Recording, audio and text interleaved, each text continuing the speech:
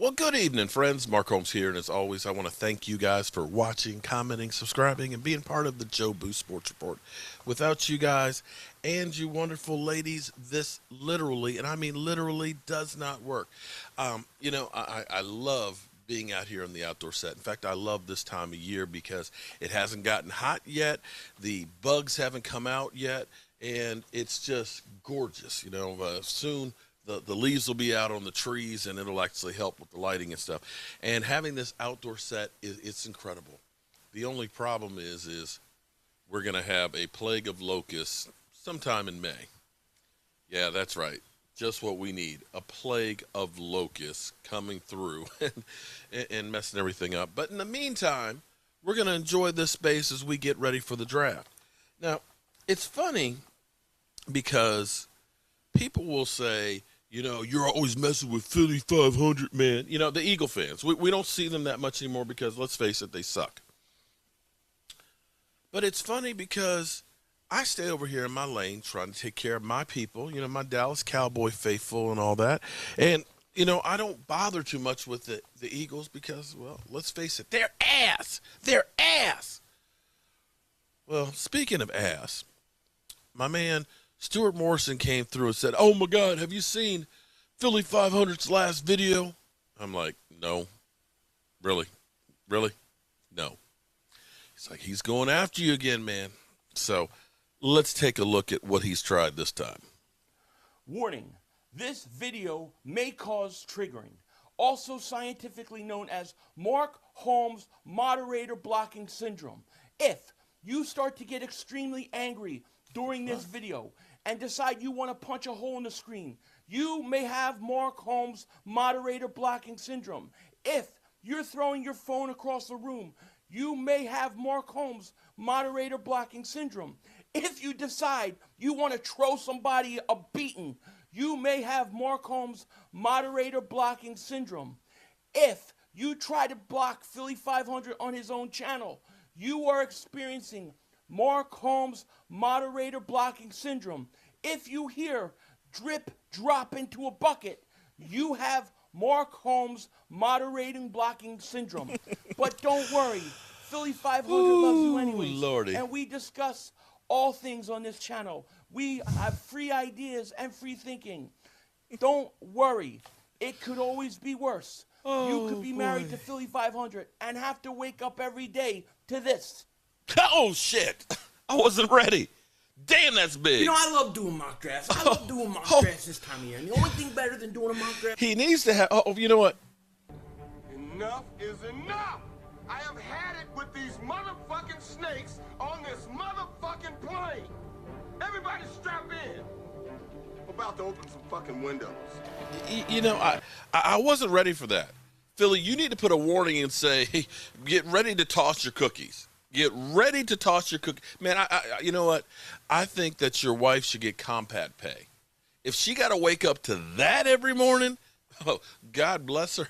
God bless her heart. Anyway, let's go through, and right now we know we are getting close to the draft. There's not a whole lot of stuff that's going on right now. In fact, it's just kind of slow period as everybody tries to figure out what is it that the Cowboys are going to do. Who are they going to draft? Are they going to sign any free agents? Right now, everybody is just kind of hunkering down and getting ready for the draft. We're not far away from it. In fact, we are 16 days away from it, and that's it. In the meantime, though, we do have players that are still part of the Dallas Cowboys organization. And I've pointed out an advantage that the Dallas Cowboys have actually had, because when you look at other teams, a lot of teams have to basically pay their players to come back and work out in the offseason because they don't live in the cities that they necessarily play in. For example, if you happen to have to play for that ass team, the Philadelphia Eagles, do you really want to live in Philadelphia in the offseason? You want to get away from there. It's ugly. It's cold. And those cheesesteaks, you'd rather go to Texas and have a real steak.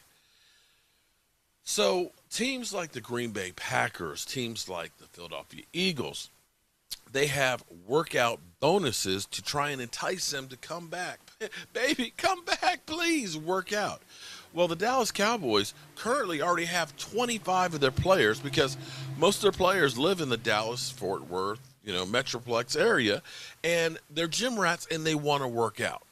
Now, the breaking news is actually that the Denver Broncos players, all of them, even though they had 22 of them that have been working out in the facilities, have decided to opt out of in-person working out.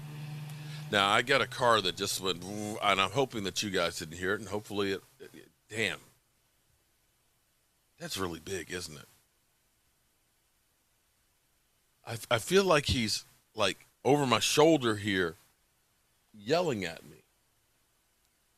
Is that creepy? That's kind of creepy.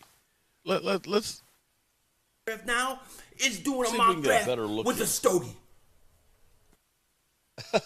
He won't be doing that very often this year. Nah, he won't be smoking any cigars. Okay. Dallas still stinks. Really? But we're still better than you. Anyway, there was nothing better. So, here's the thing that's interesting, and I can't wait to see if the Dallas Cowboys players opt out of working out as well. For the most part, I think the Dallas Cowboy players are going to be like, damn the torpedoes, full steam ahead. We don't want to go through a situation like we did last year, although it wasn't that bad because, at first when they were out working out, because, again, these guys are like gym rats. You saw Dez Bryant and Zeke Elliott and Dak and Amari Cooper and things working out. And, of course, they got a lot of grief. It's like, you're during a pandemic. You guys should be fined or, something should happen to you guys because you're working out. They want to work out. They want to get better. They want to be together, which is why Dak Prescott built his own facility, field, 50-yard football field in his backyard because they wanted to work out. So this is an advantage that the Dallas Cowboys definitely have over a lot of teams. Everybody's there. Everybody likes each other. Everybody wants to work out. And so that's where we are with that situation.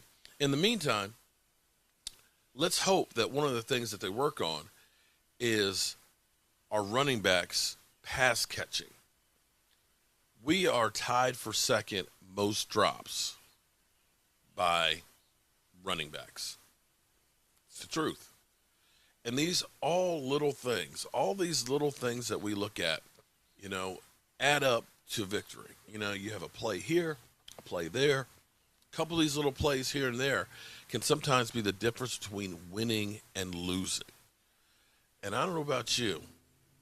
Last year was enough losing for the next 10 years for me. I'm ready to get on to some real, hopefully, winning. I'm Mark Holmes, and, I'm going to leave you with this clip here. Yo, everybody, doing? King Ding back here. Sorry I'm late. I needed to catch my breath. Eagles lose to the Steelers, 38-29. Very depressing.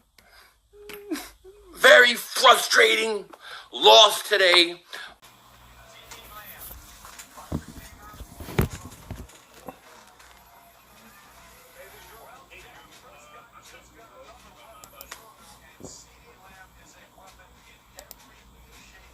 I fire Howie.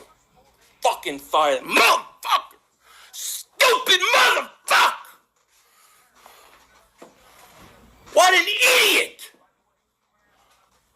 What an idiot.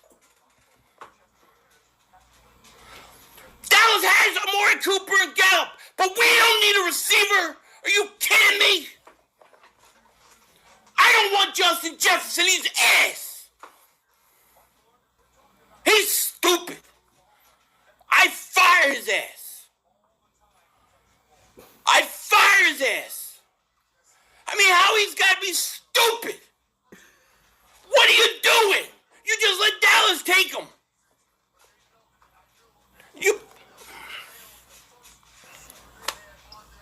I'll see you soon. Mark Holmes here, and as always, I want to thank you all for watching, commenting, subscribing, and being part of the Jobu Shop